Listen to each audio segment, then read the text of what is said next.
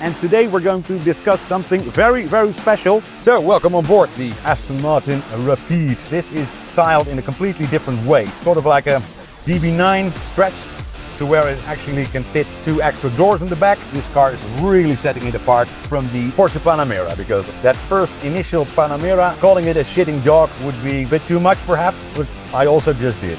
It is beautiful. It's a sculpture on wheels. And that for a 4-door saloon is quite remarkable, wouldn't you say? So now that we know more about the background of this Rapide, let's talk about this particular example. This is one of 8 made by the Q department of Aston Martin as a Britain is great example. And that features a little bit here and there that we go over in a minute. But let's start here at the front, where it is unmistakably an Aston Martin with that grille and of course that logo here on the bonnet. In this case, as part of the Britain is great example, there you see a special logo with the colors of the British flag, as well as the blue front spoiler that is fitted there, all part of that special model that this is. One of 8 produced. But let's open the bonnet and see what's underneath there. Obviously, a very nice V12 AM29 5.9, although it says 6 liter V12 engine. And for the occasion, also part of this being a 1 of 8 special edition, the inlet manifolds were painted white. So here we have the infamous AM29 Aston Martin V12, 5.9 liters, although it says 6, it's really a 5.9. 570 horsepower, 630 newton meters of torque. Catapults this car to 100 kilometers an hour in 4.4 seconds and to a top speed of 330 kilometers an hour. So you can truly call this car fast.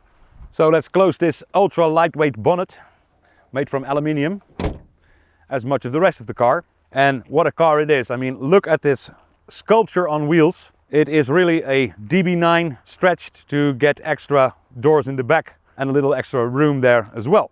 Designed by Marek Rijkman, still part of the Aston Martin design team, and he did a very, very good job in disguising the car's size, because it's not a small car at all. It's quite large. Well, that is disguised with a beautiful design. That rear end, of course, sculpted around the rear wheels.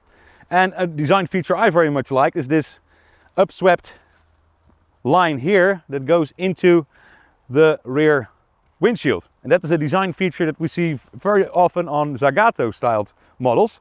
Of course, the link between Zagato and Aston Martin goes way back, because a very large amount of special Aston Martin models were designed by that Italian design house. And this is something they clearly have taken over there. Going to the rear, we see these clear tail lights. Also something that's featured on the later models. The earlier had this one, these tail lights in red. And if we push this button, we can open the boot, like so, of what is effectively a sort of a hatchback. Quite spacious on one hand, on the other hand, the floor of the cargo area is quite high, mandated by that VH platform that Aston Martin used when designing this car.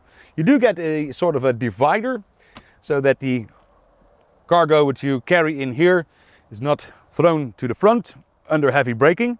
And a nice addition is this umbrella that comes in handy if the weather turns British on you, as we just saw. So that about the boot. Now the boot lid has soft close, as you can see here. So let's continue our walk around. So let's talk about the extra doors and the passenger seats. I've left the front driving seat in the position that I'm comfortable in. So let's see how easy it is for me to get in that passenger seat.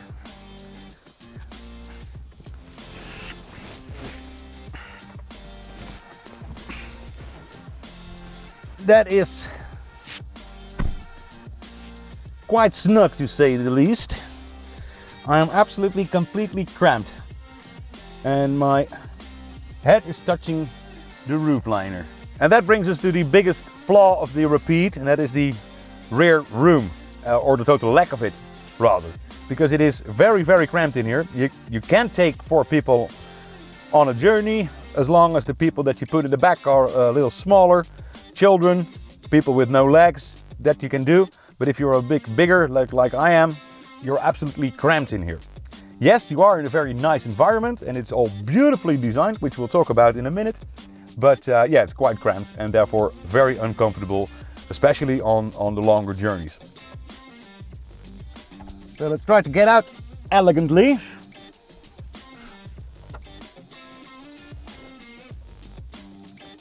That all speaks to the schizophrenic nature of this car, because at one hand it is trying to be practical, but it really isn't. So let's talk about the interior of the Rapide S, and in this case the one of 8. Britain is great examples. Now in any normal Rapide S you will find a large array of luxurious items, but even more so in this special edition.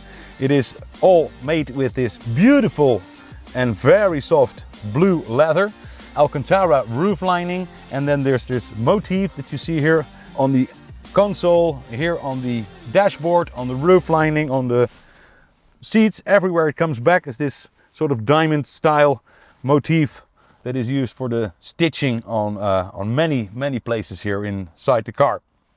So that's all very nice, very luxurious. The feel is absolutely beautiful. I very much like the color. And then part of that Britain is great example, you see here half of the Union Jack, the British flag, and the other half is here on top of the instrument cluster. Going further, you have all the normal functionalities and gauges you find in any Rapide S. So a beautiful instrument cluster with the rev counter going counterclockwise to give you that. Yeah, well, is it specific for Aston Martin of this era? Then you have a very nice steering wheel, rather thin rimmed, and that is what I very much like. So, and behind the steering wheel you have these flappy pedals to operate the gearbox if you want to drive it manually. Now the gearbox is a old-fashioned style automatic gearbox with a torque converter, 8-speed, that said, but it is still old-fashioned, no double clutches or anything.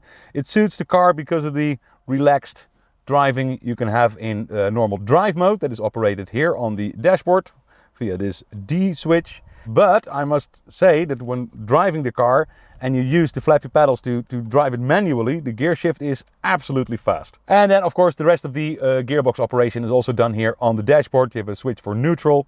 The other way to get it in neutral is by pulling both the flappy pedals towards you, then it goes to neutral, and then you have the reverse and the park. Climate control, this is for the heated seats that this car obviously has. And then here you have another 3 buttons for the driving. One is to turn off the traction control. Then we have a sport button that sharpens up the throttle control, gets a little bit more response to the throttle control. And then there is this button for the suspension that also tightens it up a little bit if you take it around corners, and makes the driving a little bit stiffer for sporty driving. Electronic handbrake, and then you have a cup holder, again lined with leather, the same leather that is used in the rest of this beautiful interior. Here is a little area where you can store some items, largely a phone, because there is also 2 USB ports to charge it. No wireless charging on this car. And then here on either side of the console there is the control for the electronic seat adjustment. Finally, when we're talking about the interior, there are these very nice Aston Martin logos stitched on the seats in red. And that is of course a bit of the theme of this Britain is great example, where you have the white exterior, the blue interior, and the red details like the brake calipers and the stitching here on the logo. And that is all part of the Union Jack British flag, red, white and blue. So suspension is double wishbone front and rear, fully independent of course, and all very high level, with beautiful original Aston Martin rims and huge brakes front and rear with these nice red calipers fitted on them. The driving experience, oh lord, beautiful. Pulling through the gears up to 6,500 RPM, absolutely great. So this Aston Martin having a V12 6-litre engine.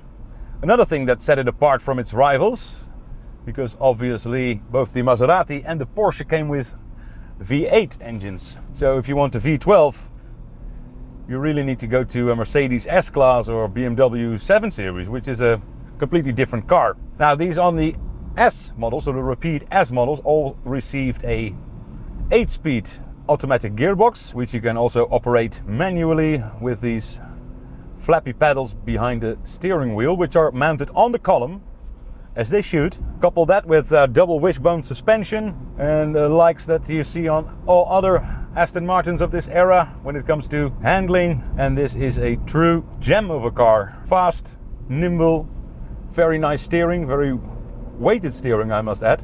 Also the fact that it is a rather thin rimmed steering wheel is what I very much like. Sitting position as well, absolutely great as long as you stay in the front. High center console, pretty low roofline, very nice seats that are completely electrical. So here as well, you could say it's a little schizophrenic. This might not be the word because it is a GT, a Grand Tourer of course. It's not trying to be a hardcore sports car, although the engine might suggest that to you sometimes.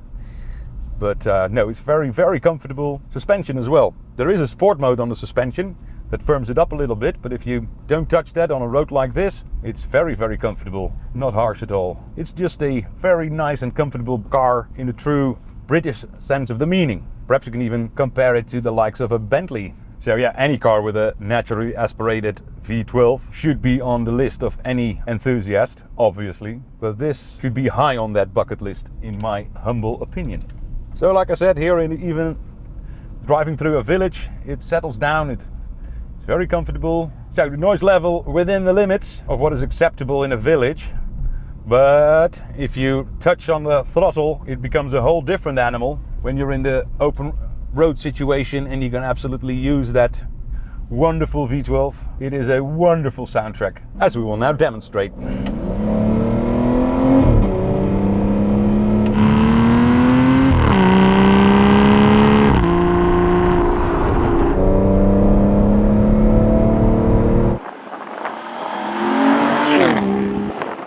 So we hope this video gives you a bit of an impression of how it is to live with a Aston Martin Rapide S, and in this instance even a more special one, only one of 8 built by the Q department of Aston Martin as a Britain is Great example in white, blue and red details. Also, let us know what you think of this car in the comment section below.